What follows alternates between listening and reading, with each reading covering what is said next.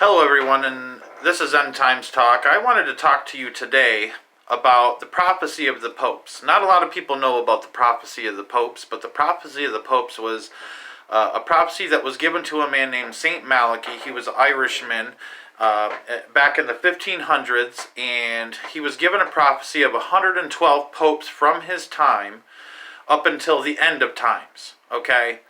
And the last pope on the list is known as Petrus Romanus, which in Latin means Peter the Roman, okay? The prophecy basically goes that Peter the Roman will shepherd his flock through many tribulations, and then Rome will be destroyed, and the great and fearful judge shall judge his people, the end. It's a very short prophecy, but each prophecy of the 112 popes is very short, actually Petrus Romanus being the longest. But it's obvious that the Petrus Romanus prophecy is pertaining to, in my opinion, the false prophet that will help the Antichrist come into power. Now, Petrus Romanus in Latin means Peter the Roman, okay? And I want to establish a few things here. Any pope that's sitting on the papacy seat is technically sitting on the throne of Peter, okay?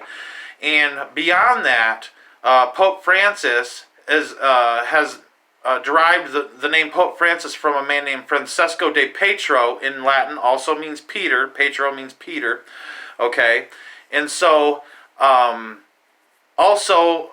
he was born in Argentina, but his parents were full-blooded Italians, which makes him Roman. So, this very well could be the Petrus Romanus, or Peter the Roman, of the prophecy of the popes, the 112th pope, which, interesting enough, is he is the 112th pope from this prophecy being given to Saint Malachy as he was traveling into Rome, going over one of the famous 7 hills of Rome.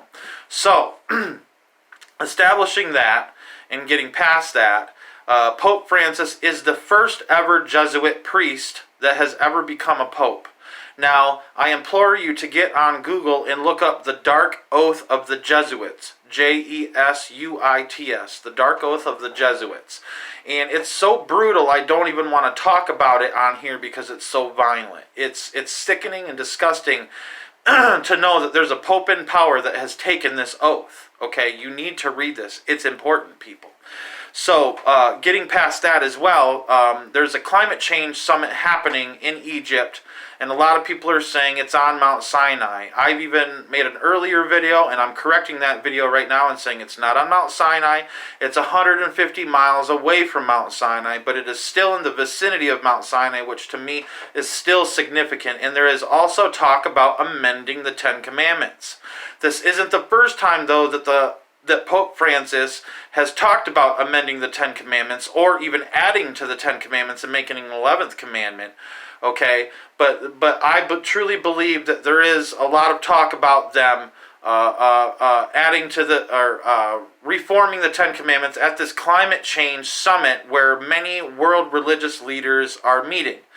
See, there's a new religion that's forming, and it's about coexistence, and it's a blasphemous new world religion that's going to help put the Antichrist into power, and as Christians, we must avoid this coexistence. The Bible says to be single-minded. People say it's bad to be single-minded. It is not. When you have your mind on Jesus, there's nowhere else for your mind to be. All right? Jesus is truth. Jesus said that all who hear truth hear his voice. That's what he told Pilate before he was crucified. And so I want to make you guys aware of what's actually going on right now. There is a world war that's brewing right now. I believe it's already begun, World War III.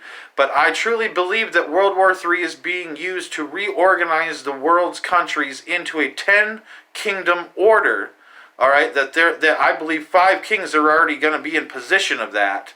All right, but we're still yet to see 5 more kings in position of that. I'll do another video on that later on. But there is a 10-kingdom order being established. A lot of people might not believe me when I say this, but I used to have a friend who was ex-Illuminati. He passed away a few years ago. They got him finally. All right, but he turned Christian, and he was exposing what was happening within the Illuminati and what their plans were.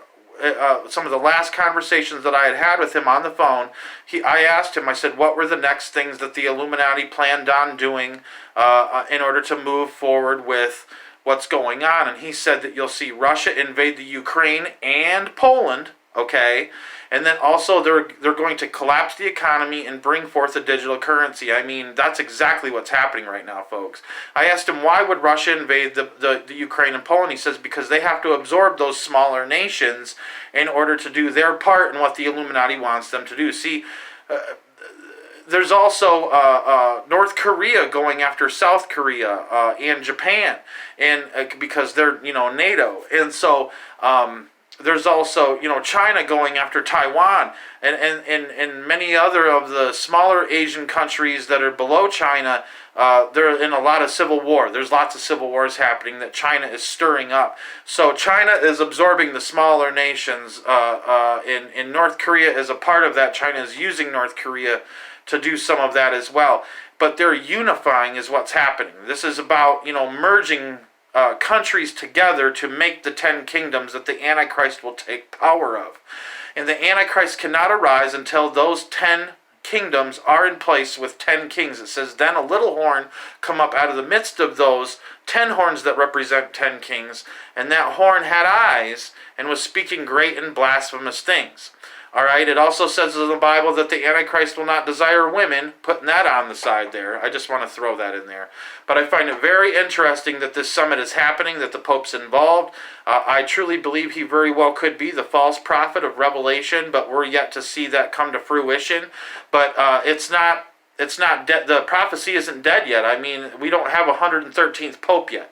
So this is all still in play. We're very much so close to the end times, and everybody needs to get their heart right with God and be a bride ready for her groom to come back and get her, because we're going up in the clouds soon, people.